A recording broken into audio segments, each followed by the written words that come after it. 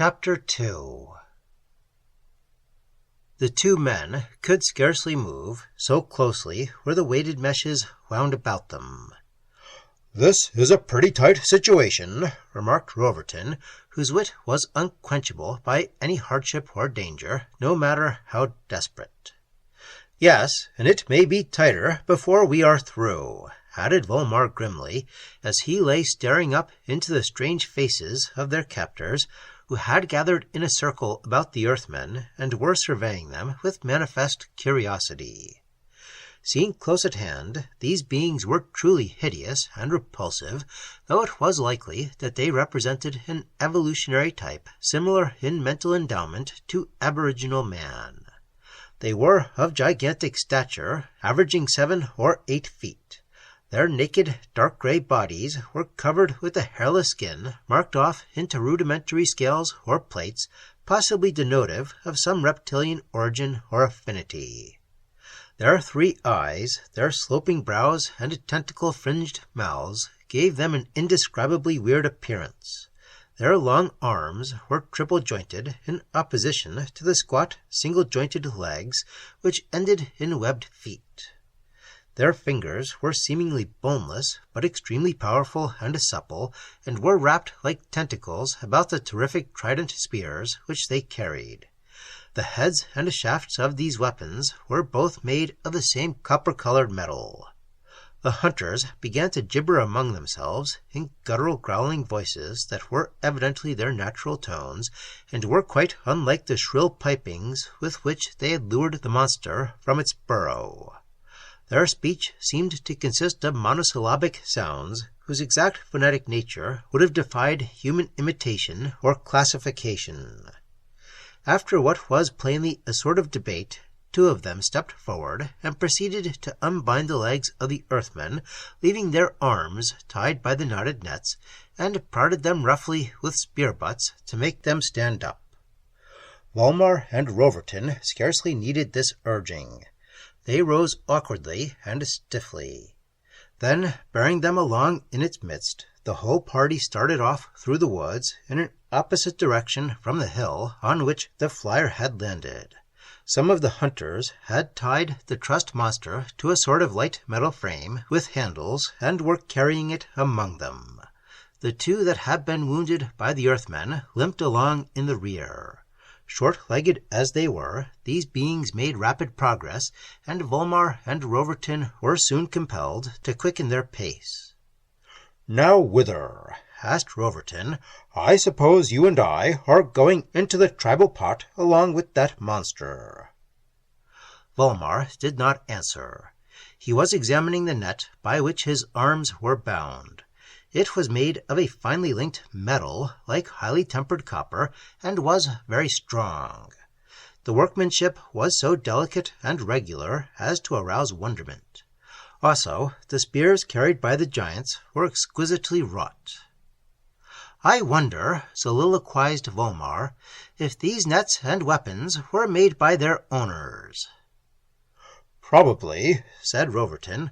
"Of course, the work seems to betoken a considerable degree of manual skill and civilization, and these beings are a pretty low and bestial-looking lot from a human aesthetic viewpoint, but after all, we can't tell much about them from their appearance.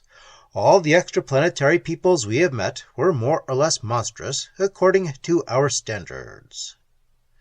"That's true," assented Volmar slowly, "but somehow I have a hunch that our captors aren't the only beings on this world." "Maybe, but I'm not very curious to know. I hope Jasper and the others will follow our trail. They must be worrying about us by now. A little rescue party would certainly be welcome." "We may have to rescue ourselves. It all depends on what we get into. Our captors are doubtless nomads who roam from place to place in the twilight zone like the vegetation. There is no telling what sort of abodes they have, if any. It is possible that they may dwell underground." "Christ, I've had enough burrows for one day," ejaculated Roverton. Also, I'm not likely to forget the experience that Deming, Adams, and myself had with those troglodyte pygmies in Andromeda. Several miles were traversed by the party. The way led deviously over a flat plain amid clumps of the rootless vegetation. The row of mound-like hills and sharp dolomites, which the men had seen from the Alcyone's landing place, was now very near. The trees became sparser and ended on the verge of a shallow, rock-strewn valley where thin streams of water ran tortuously down to a long, winding lake.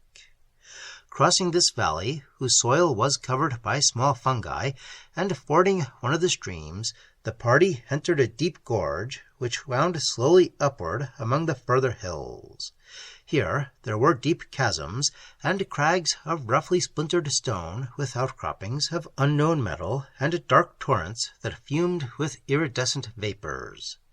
However, there was a well-marked path, and progress was not difficult.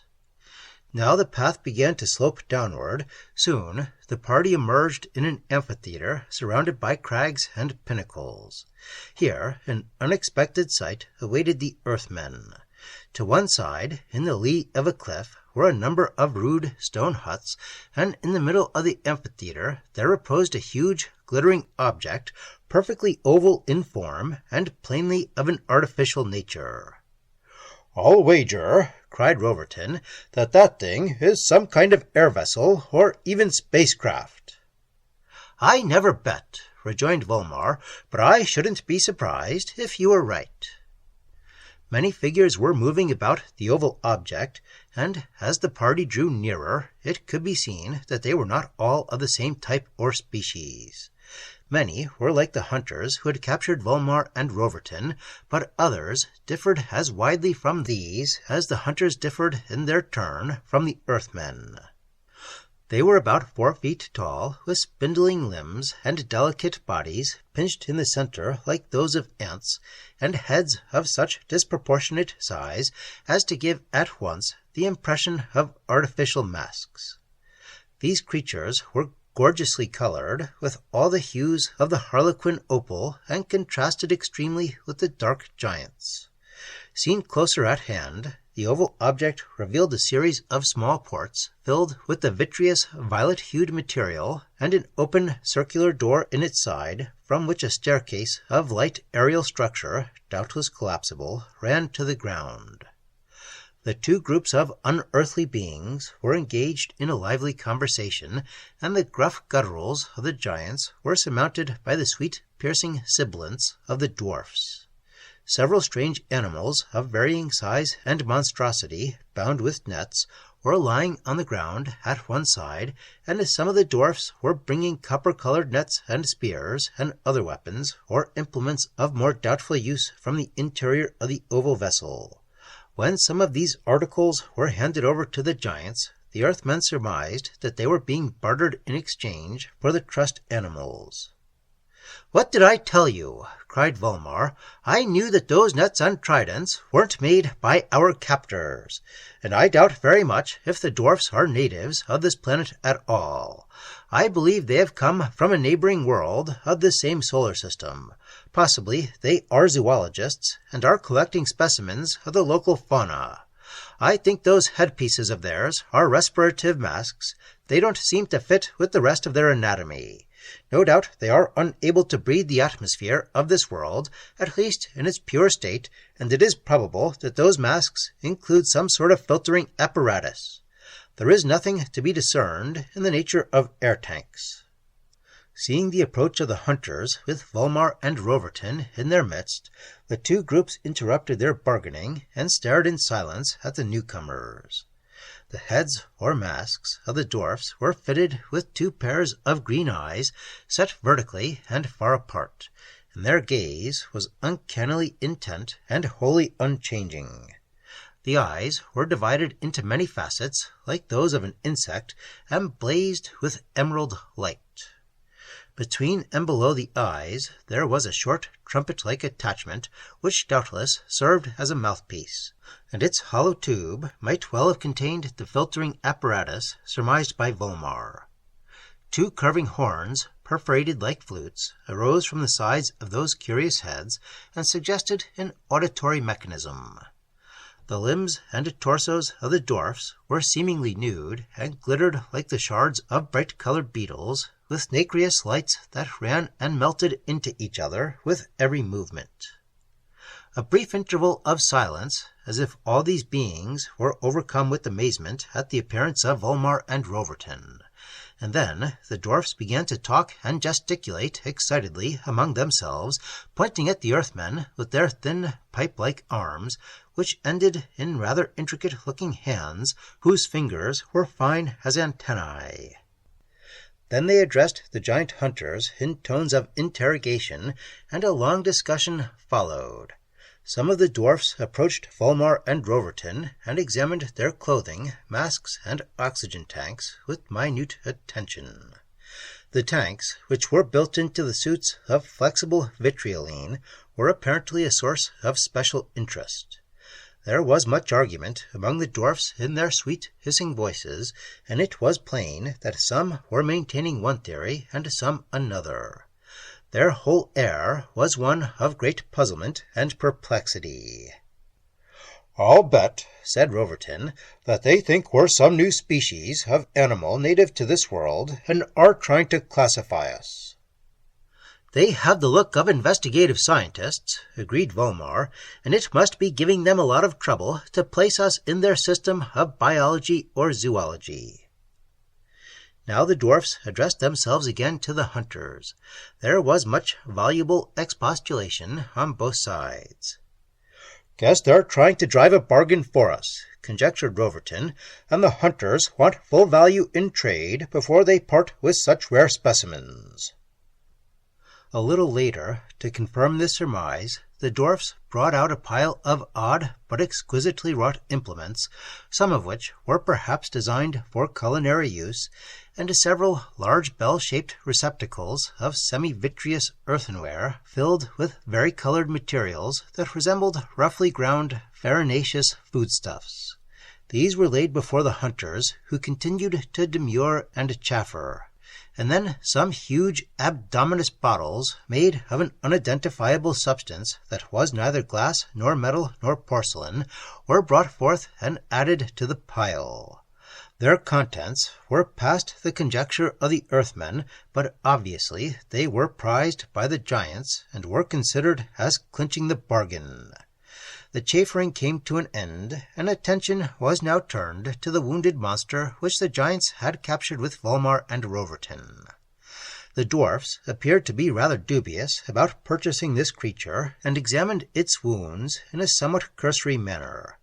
Their decision was plainly negative, for after a little while the captors of the Earthmen, as well as the other group of giants, broke up and went away in the direction of the stone huts, bearing the various articles of barter and the dying animal, as well as several other curious creatures which the dwarfs, for one reason or another, had declined to buy. "Sold!" laughed Roverton, as he peered at the unique menagerie of which he and Volmar were seemingly a part.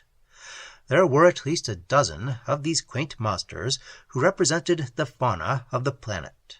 Some were undreamable mixtures of serpentine, insect, and mammalian forms, others were loathsome, enormous annelids, and others still were not alliable with any known genus or combination of genera. Many were plainly ferocious, and were still struggling convulsively against their bonds.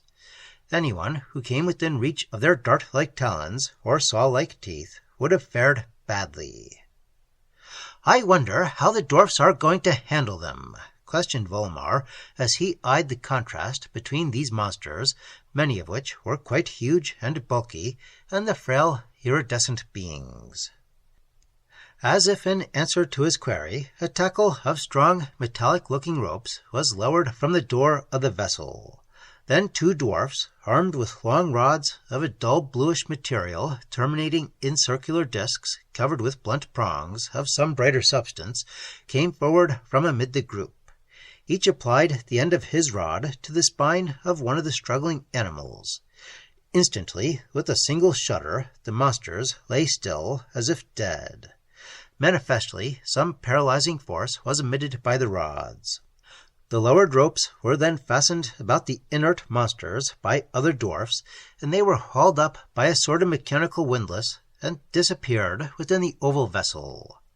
2 more were treated in the same manner, and then the rod-bearers approached Volmar and Roverton.